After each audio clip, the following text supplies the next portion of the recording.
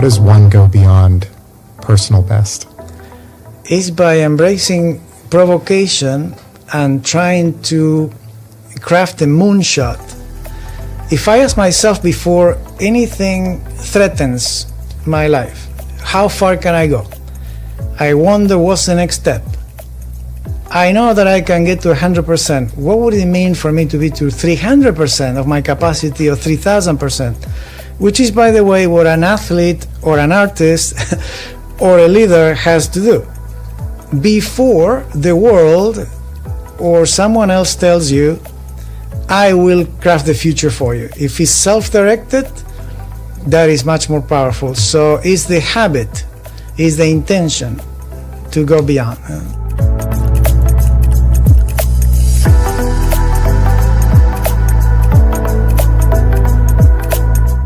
Carlos Salum is a leadership performance strategist.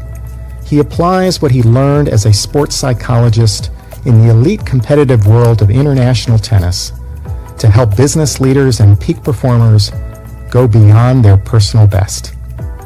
He does so by creating immersive experiences that blend art and science to shift insight into our identity and the value we create. Carlos has led many lives as a journalist, playwright, film producer, and world traveler. A native of Argentina who emigrated to the United States, he is fluent in several languages. He is a mind explorer. He believes the quality of our lives depends on the quality of our thinking. I'm Mark Paris, and this is On Life and Meaning. Carlos, welcome to the show. Thanks, Mark. Yeah. In your opening remarks to a TEDx conference, you invited the audience to immerse themselves into a theater of purpose. What is a theater of purpose? I like the word theater because it encapsulates everything I do. All the things that you mentioned that seemingly make my background and my professional activities, I can summarize them in the word theater. Because what I really do is to create a space for ideas to show up, for people to express themselves and disclose things that maybe they never imagined they would disclose. Going deep fast, like you call it. And people find, if they are watching and if they are participating as well, they find purpose. And that is a boardroom, that is a ballroom, that is a dinner with executives, that is a corporate event. It could be a tennis court or a stadium, whatever. I'm in charge of producing an event or creating some kind of magic with a certain degree of intellectual content, or for people just to engage and suddenly surrender to the experience. I find that there is an opportunity to find purpose, meaning, what does this experience mean to me? What have I learned? What did I discover? Did something shift by going through this? And over the years, I found that this works. In fact, the best compliment I ever got was after a very large event in Berlin for a very large company. The CEO was happy, but the secretary, the executive secretary of the CEO, came to me in the empty ballroom after everybody left, shook my hand and said, "The poet." And she was the only person among probably 600 people that figured out, but looking from above, what had happened, that there was poetry in the architecture and the delivery. So that's the theater of purpose. When you think about those poetic qualities that you are intentional about in creating a theater of purpose, what qualities are you intentional about creating? The first one is provocation, because I want people to feel that they didn't come to a class, they didn't come to an event where they're going to watch passively or listen to content passively. There might be an explanation, there might be an interview, there might be a portion of the event that is a course, but they have to participate. So first is provocation, second is engagement, the third one is disclosure, because it's important that they start telling their story. So they don't just buy the content, they have to participate with the content. They have to make the content theirs, especially if it's a company showing them the strategy. Is the way to get to results, is the way to put the team together, aligned with the vision and getting things done, but feeling that there is something in that aspect for them. And if it's a regular event, if it's a cultural event, if it's even more important. So it's not just entertainment. It's something that if I see something artistic, it has to move something in me. When one thinks of great poetry, one thinks of both provocation and disclosure. Yes. In those same TEDx conference remarks, you mentioned Richard Saul Wurman. Who is Richard Saul Wurman, and what have you learned from him? Richard Saul Wurman is accidentally first and then intentionally a very important person in my life, because I saw him first in a Fortune magazine interview at his beautiful French chateau in Newport, Rhode Island. He used to own it. Now he lives in Miami. And he was surrounded by beautiful art. And the article called him an intellectual hedonist. And I said, one day I need to meet this guy because I want to live like that. I want to be immersed. I want to be surrounded. I want to be absorbed by my intellectual curiosity and the people that can satisfy it. He's one individual who did exactly that. He designed his life to do that. And although he was first in his class in Penn State as an architect, he could not make money doing it. He failed many times. He lost everything. At 45, he was destitute. And he figured out that he could use his skills to create very good guides, city guides. They were called the Access Guides. Very successful company, sold it. And then he said, okay, now I'm going to have the dinner party I always wanted to have. And that's what the TED conferences were. Now there's slightly different, but during his ownership for 25 years, he invited the people that he wanted to learn from. The audience be damned. The audience paid a lot of money, but there was magic in the room, and there was this confluence and connectivity of ideas. So for me, as an information architect, as the creator of this theater of purpose, is a very important mentor. You said Mr. Wurman has a hummingbird mind. How so? Because he told me during my first visit to his house in Newport, where I recorded him on video for 3 hours. He was very generous. He told me, people don't know this, but the TED conferences are based on my brain. I want to learn everything. I'm curious about everything. I'm curious about the truth of things. So the hummingbird mind leads to, for example, the format of the TED conferences, which is content that seemingly is unrelated and presented in parallel, in micro, timings, 6 minutes, 8 minutes, 12 minutes, no more than 18.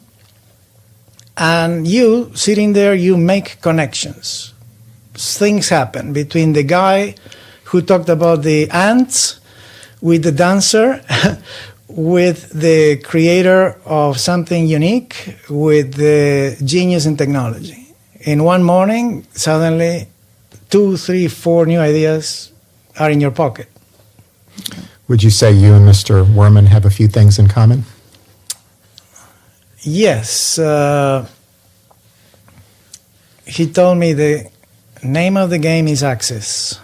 As an immigrant, I know what that means. What does that mean to you? That means that I came with one word in mind to this country, which is leverage. How to leverage what I got between my ears because I left everything behind in Argentina and I had to reinvent myself. Professional tennis, as a coach, was a crutch. I was a Trojan horse for people to know what I could provide, but accessing people, environments, situation, opportunities, and even creating new opportunities became the name of the game. And that's exactly what Richard had to do to create the TED conferences. No one wanted to talk to him. No one knew who he was. Why would a Nobel laureate talk to him? Why would Steve Jobs go to TED? But he found a way by telling a friend of a friend of a friend to tell Steve Jobs, you have to go to this place. When this guy calls, pick up the phone. And that is the essence of getting things done. You know? So we've spoken a bit about mindsets. We've spoken about the mindset of the information architect, the mindset of the immigrant. You've also made reference in your writing to the global mind and the missionary mind. Tell me about those mindsets. The global mind is something I'm very familiar with because I was born in a family of people with a lot of optimism who learned to optimize their lives. Lebanese and French immigrants in Argentina, then later living in the many, many decades of dictatorships. So at no point in time they gave up, and they always saw themselves as citizens of the world, and they traveled, studied abroad, did things with international companies. I had access to a lot of people from all over the world, executives, that fascinated me. And I wanted to understand how do they see the world, what do they do with their knowledge, how do they apply it, where do they go, what is interesting to see. So then the missionary mind is because when you find that you have something to say, suddenly you might have the opportunity through this access exercise to persuade, to recruit people through your vision and create something that did not exist. I did that for sports psychologist Jim Lehrer. I'm interested again in this notion of the global and missionary mind. Do you have a vision of yourself as a global missionary figure at your best? Yes. In fact, I think that I'm at the age and at the stage of knowledge and resources and credibility to launch the club that I formed here in Charlotte through dinners, the Circle, to a larger stage with the help of many people, in which I can possibly organize not only dinners in different cities of the world with special themes under the umbrella of the topic of leadership, because it's broad enough to interest many people, but to also organize larger events. The international circles that I organize in Italy and Switzerland so far, they last 1 or 2 days, and get the will and the coalitions of strategies from this ever-growing group to do more. So you satisfy a certain need by coming to the event, but then there is an opportunity to establish collaborations that might help many other people. So this modular approach that I use to help Jim Lehrer for just promoting sports psychology, it can be replicated and enhanced now, many years later, because I have a pretty good idea of how this can work. Well, we will review that momentarily. Is there a person that you seek to emulate?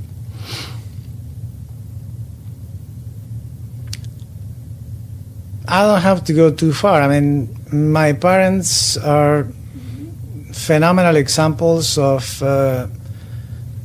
vision, determination, survival, resilience, and really becoming self-actualized, doing things not for money, power, or fame. They were doctors in chemistry. My mother was a geneticist in the National Academy of Medicine in Buenos Aires. My father worked in chemical companies, mostly American companies, doing great products, great developments.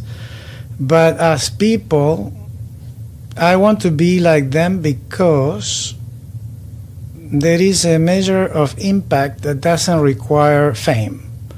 There is a measure of impact that everybody who met them, just by enjoying their behavior, by enjoying their company, has something good to say. So that is the baseline.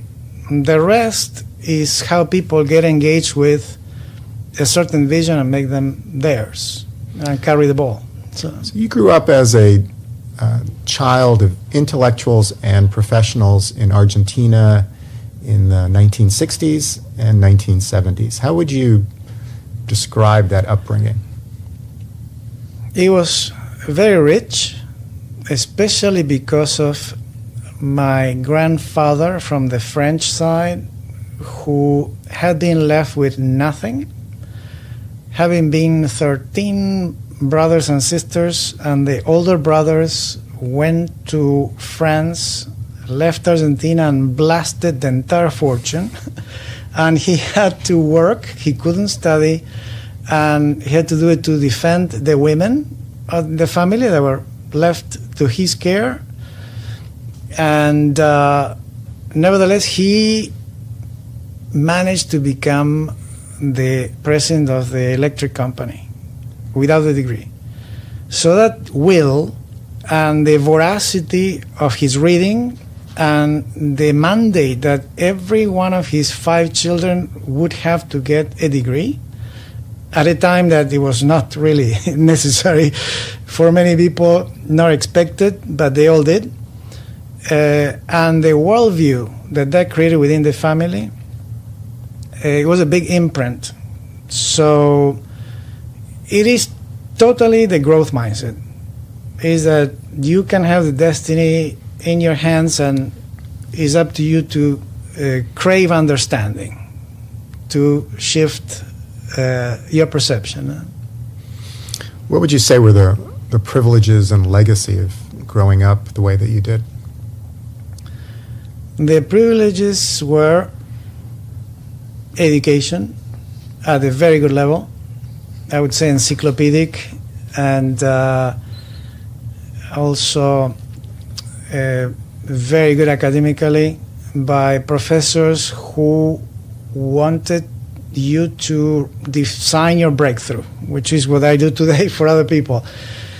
What are you going to do? How far can you go? You need to find out. You need to push your limits.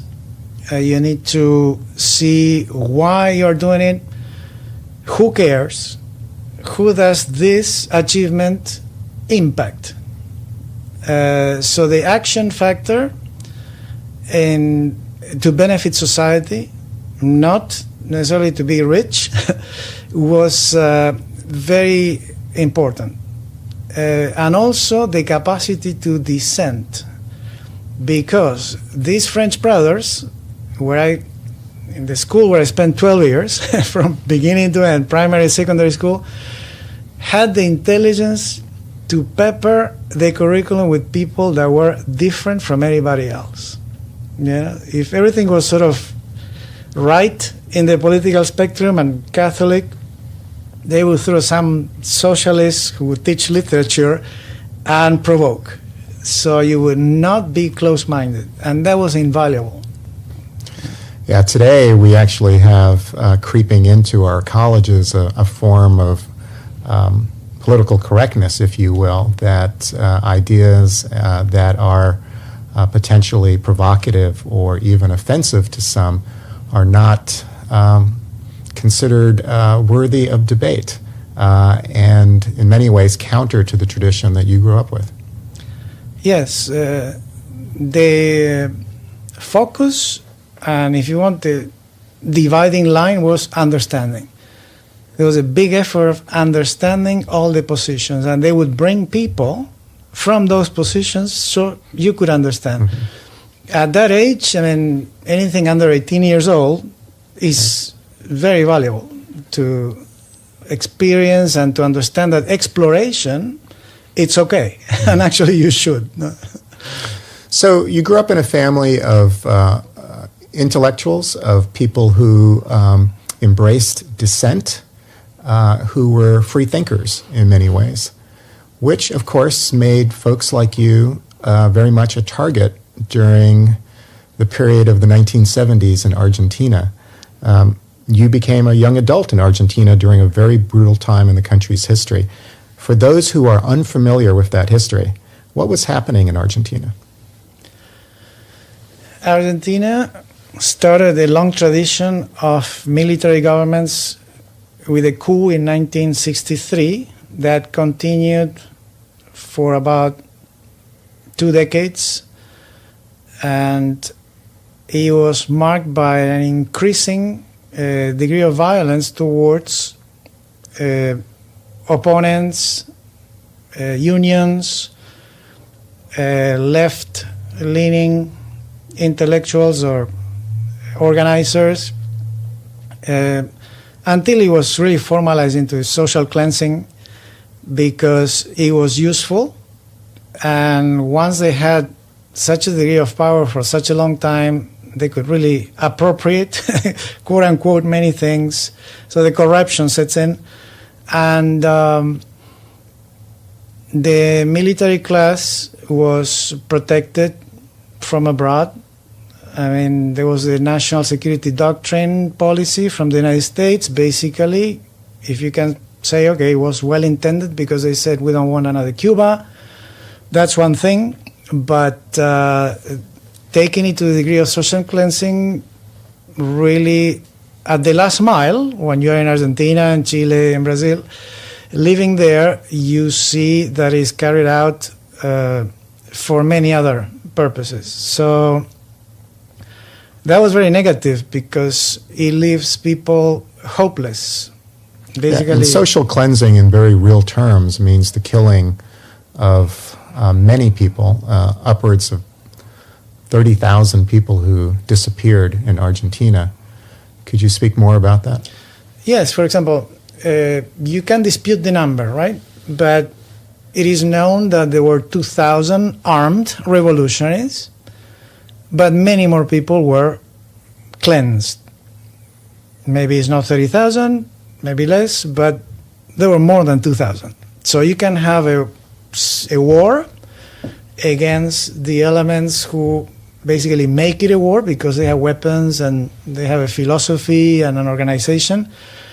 But the government, the military dictatorships want to make sure that all the possibilities are erased. That's when it reaches my social class, my intellectual middle class status, because they want to make sure that people like me will not be swayed.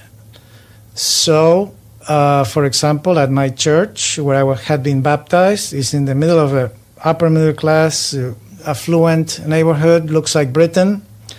They killed 5 religious people, 3 of them priests, 2 students of their order, whom I knew.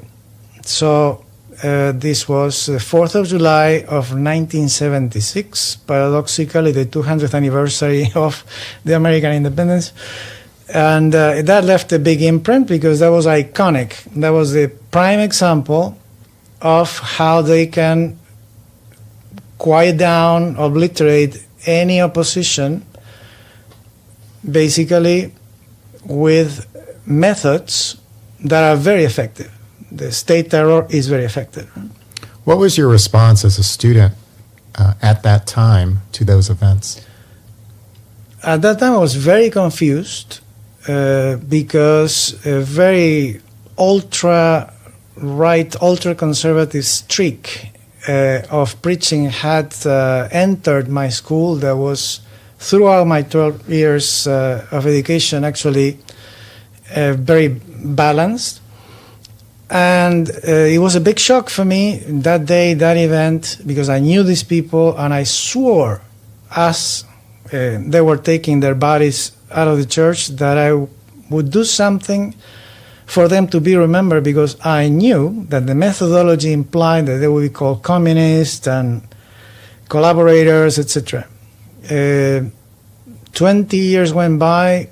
One day, in a very peculiar way, someone told me that I had a big story inside me. This person was psychic. I never met this person in my life, and she said that I had to tell this story. That took 6 years to create, but it became a theater play that was produced in Tampa, Buenos Aires, and London. Never lost money, although it has 10 people on stage. Is, going back to the word theater, from the beginning, the most important thing I ever done. Tell me about the play. The play had a very interesting birth, because without my father's support, it could not have happened. I was here in the States working in tennis, removed completely. When my father learned that I was intrigued because of a theater exercise based on, okay, write a historic play, 5 pages, that I asked him in a phone call, can you find out what happened with the story? He went to the church, met with one of the surviving priests, and he opened up the floodgates of information. I did not know that a Jewish journalist, Eduardo Kimmel, has spent 3 years researching the story and had written a book. That was a big development after 20 years of cover-up. And then later, another Jewish journalist, Gabriel Seisdedos, had written a book and produced a documentary that had trouble being finished because of death threats, even that late in the game. So I said, I'm all in. When I saw the response from my Tampa theater group to my 5 pages, and my teacher telling me, you have to write this is your story, I did that, and I went back to Argentina several times. I met these journalists, tremendous collaborators, totally committed. And I was able to write about 15 drafts and finish the play to be produced on the 20th anniversary of the massacre at the church that was converted into a theater. What is the play called? It's called A Voice Screaming to Heaven. I wrote it both in Spanish and English because a year later, in 1997, again by total coincidence, I was in London. I went to see a play that was an Argentinian play, a very small group off West End, and I sent a fax to the director of that group. I said, I've written this, what do you think? And she said, this is exactly what I've been looking for. I will do it. So it was done in London, and she got professional actors, totally committed. I attended the premiere. We ended up in Time Out. Time Out reviews 350 plays a week. And when I was living in England at the time, because of the tennis contract, I went to the theater every weekend. And I bought Time Out. And I looked at the spread, and only 12 plays were reviewed with the photo. Okay, my play made it to the 12 reviewed with a photo. So dreams come true. Once you are launched as a writer and you put your product, your service out there, the world meets you. There is no doubt about it, because all the things that happen confirm that. Yeah. Was it satisfying to you not only because of the creative act itself, but also for having fulfilled the vow that you once made? Yes. I cannot say that I'm religious in the traditional sense. I have a deep interest in spirituality. in any way, in any form.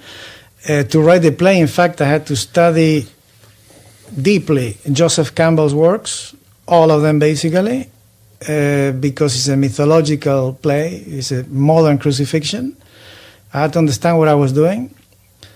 And it really is satisfying because of the catharsis that it offered the Argentine audience, the curiosity that it raised in the States and in England, and it offered a chance to understand how I can be an artist. What does it mean to call yourself a writer? So we think of the atrocities, if you will, of the Argentinian government at that time as a historical event, but as you just alluded to, in some ways, these kinds of insults to the human condition and to the human spirit continue. What role do you see the artist plays in elevating, protecting, defending the human spirit in response to these insults? Well, at the most basic is the canary in the mine. Then it can illuminate. It's always risky, but like the mystic, I learned by reading Joseph Campbell and Jung and other people that that's what they want. The mystic will follow his or her path. The artist will follow their path. If they're a true artist, that message will be delivered. There was nothing that would have stopped me from writing the play. I cannot explain why, but I was chosen by that topic.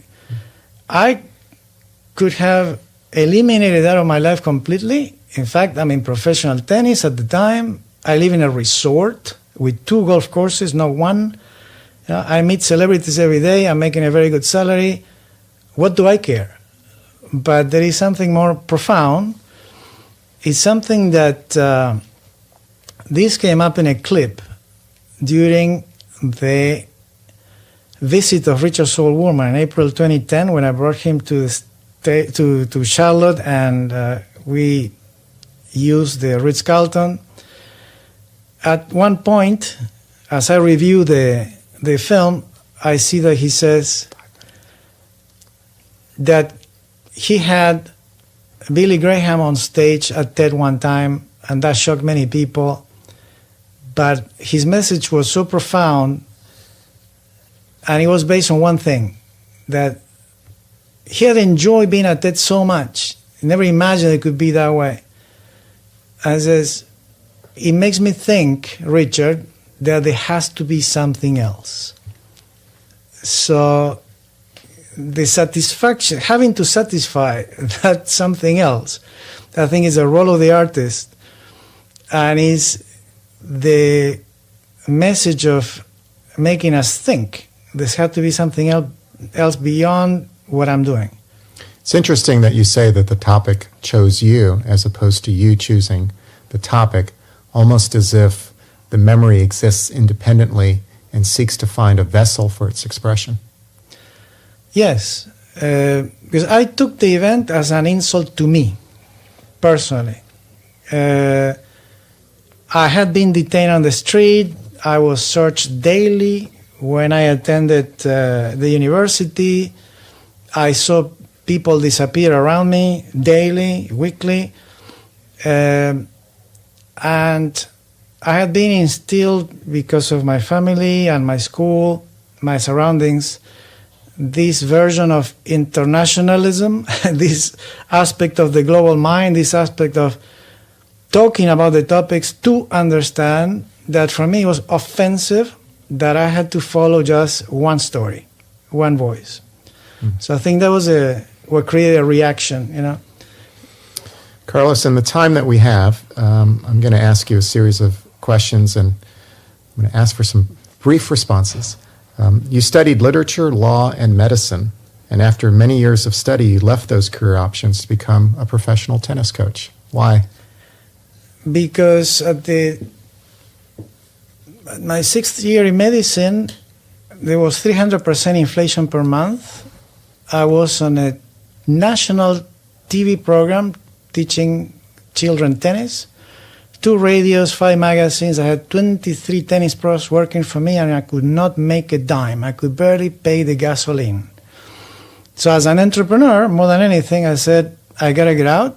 I had very good friends in the States. They said, come on up, we'll figure it out. Yeah. You went on to coach elite athletes in the most competitive tennis tournaments in the world. Who were some of the athletes you coached? The big story is Gabriela Sabatini, who won the US Open 1990 after engaging Jim Blair and I 5 months prior, when she wanted to quit, although she was number 3 in the world. That transformation was not only a proof of concept, was her relation to herself, that she belonged as a Grand Slam winner, as a top player in the world, and that was phenomenal. You've mentioned Jim Blair a couple of times. Who is he, and what did you learn from him? Jim Blair is the best sports psychologist in the world. He was not known at the time that I shook hands with him, and then he became an international figure because we were able to attract most of the top 10 players in the world at the time who had great names, such as Pete Sampras, Andre Agassi, Monica Seles, Jim Courier. Then golfers came. Then after Gabriela won the US Open, the phone was ringing off the hook with corporations. And now he's the chairman of the Johnson & Johnson Human Performance Institute in Lake Nona. So for him, it's also a dream fulfilled, and it's a full career, and he's a very self-actualized and generous person. In a PBS interview, you mentioned a best friend from Argentina with whom you made a pact. He would go to Switzerland, you would go to the United States, both of you would succeed. I'm curious about your friend. Who is he? Why are you close friends? His name is Gustavo Reitzin. He saw me one day playing with my brother tennis on my club. He was a member. And he said, you will teach me tennis. Here's a check. So he was my first client. And then I discovered that he had a similar upbringing. His father had been director of Coca-Cola for Latin America and Minister of Health. He was a doctor. And he had a tremendous degree of culture and curiosity about the world, had traveled, had many opportunities. But his father died, and he was left, without many opportunities. He studied at night. I was a clerk at Citibank. And at the time, he told me, I will be a Swiss banker. And he has made it. He's on the board of the 3rd largest bank in Switzerland. And he invited you to think about applying what you know about sports psychology to Swiss bankers and corporate athletes.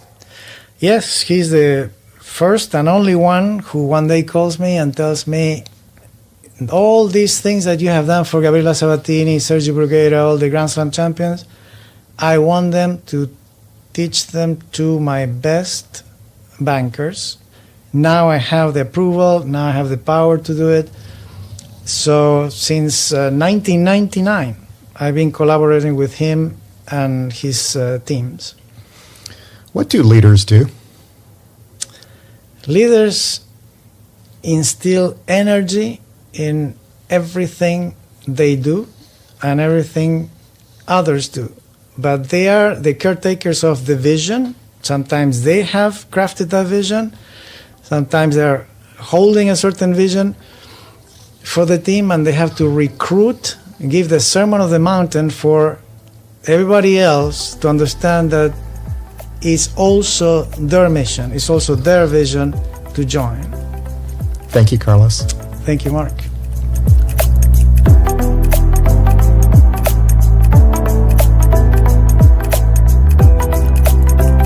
Carlos Salum is a leadership performance strategist who works with choice seekers and leaders who dream, do, and share.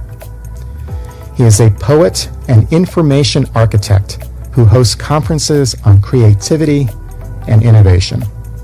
He helps others design their breakthrough to go beyond their personal best.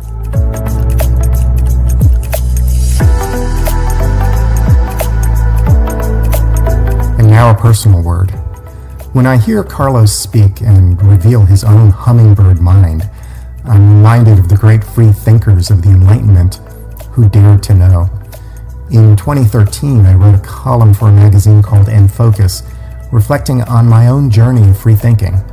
Here is a new version of that column for this podcast. I recently watched an old episode of The West Wing. The episode is called The Two Cathedrals, and it won an Emmy Award and critical praise as one of the best episodes in the history of American television. You may have seen it. In it, President Bartlett, played by Martin Sheen, remembers his days in prep school, the cathedral of his youth, while attending a funeral service at the National Cathedral, the cathedral of his later years. We see a direct connection between the experiences that shaped him when he was young and the values that guide him in middle age. I have my own two cathedrals that dare me to know: Rollins College in Winter Park, Florida, where I attended college many years ago, and Johnson & Wales University in Charlotte, where I teach as a college professor today. Rollins prepared me to make my way in the world. Johnson & Wales is where I encourage others to fully realize themselves in community. At Rollins, I studied history, philosophy, and the arts. My professors modeled curiosity and engagement. I became eager to serve. Rollins cultivated my best instincts and aspirations. After Rollins, I went to law school, clerked for a federal appellate judge, and joined a law firm. The lessons I learned in college and in law school prepared me intellectually for a legal career, but also led me to question whether I would ever be fulfilled as an attorney. I met a woman who would become my wife. We talked about living a life that would be more authentic, more creative, and entrepreneurial. We soon had our beautiful daughter, and it was then that I left the law. The Franciscan friar Richard Rohr says the journey of life is from our false self to our true self. Since leaving the law many years ago, I have sought to discover and express my true self. Today, I teach courses on leadership and moral philosophy. I am interested in what is good and what it means to live fulfilled lives. And so this podcast, talking with remarkable people about the lives they lead. When we think freely, when we learn and serve, when we support each other in joy and with a courage to understand, we dare to know.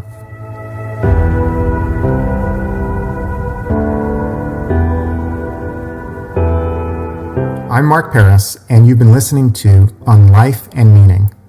Thank you to my amazing partners, Andy Go, producer of the show, and to Chris Curtin, art and media director. We are supported by friends and listeners to this podcast. Please visit us at onlifeandmeaning.com and become a patron of the show. Thank you for listening.